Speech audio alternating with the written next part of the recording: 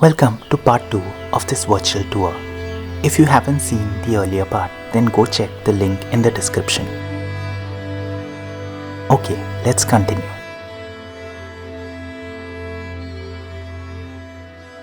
The magnificent church of St. Cajetan is a replica of St. Peter's Basilica in Vatican City and was built in 1661 and is the last remaining specimen of Italian architecture in Portuguese-held Goa.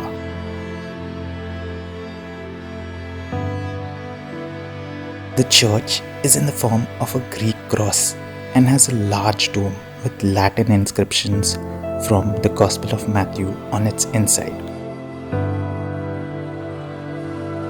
The Corinthian style facade of the church has 4 granite statues of Saint Peter, Paul, John the Evangelist and Matthew.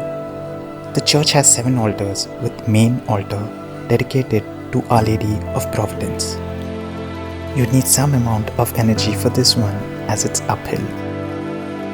The chapel of Our Lady of the Mount is dedicated to Virgin Mary and was built between 1510 and 1519.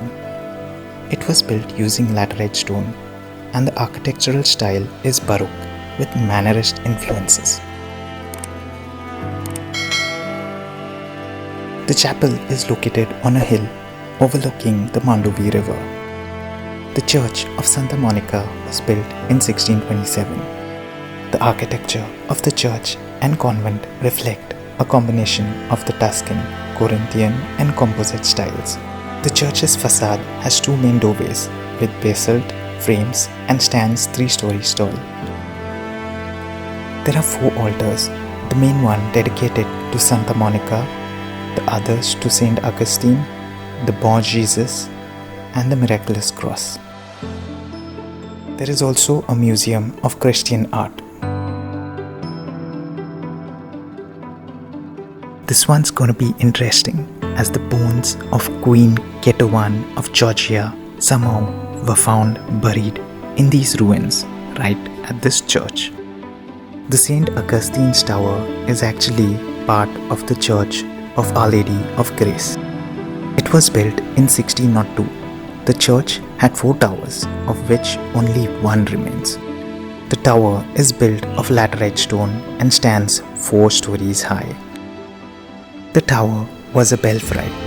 The ancient bell that once was part of this tower was first moved to Fort Aguada and more recently to the Our Lady of Immaculate Conception Church in Panaji, where it remains till date. The original church of Our Lady of Grace once contained 8 chapels, 4 altars and had a convent attached to it. It had vast dormitories and numerous cells where the monks spent their day-to-day lives. In 1835, the Augustinians were expelled from Goa and due to this, the church was abandoned. In 1846, the main vault of the church collapsed and the convent rapidly decayed. Now, let me tell you about the mystery of Queen Ketevan of Georgia related to this place. The historical text says that the emperor of Persia, Shah Abbas, conquered the Georgian kingdom in 1614. He threatened to destroy Georgia.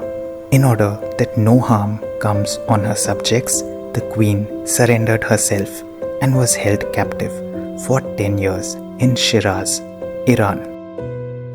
During these 10 years, multiple attempts were made by the emperor to forcefully convert the queen to Islam and join his harem, but the queen refused to renounce her faith.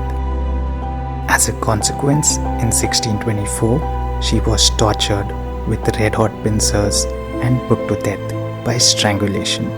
Her relics were then taken by the Augustinian missionaries who were eyewitnesses of her martyrdom from Iran to Georgia. The rest of her remains were taken to Goa and placed at this very church. In 2005, the Archaeological Survey of India conducted a research for the remains of Queen Ketevan. The remains were successfully found after doing a DNA analysis for confirmation and were sent back to Georgia by the Indian government. Now, Let's follow this path to the next church.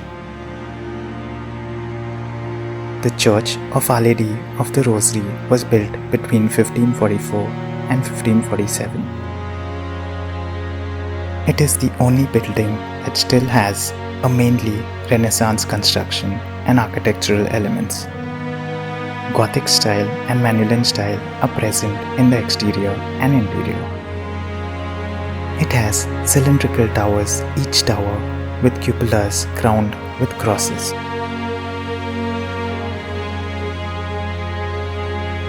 The church has two chapels and consists of only one nave with a main altar and two side altars.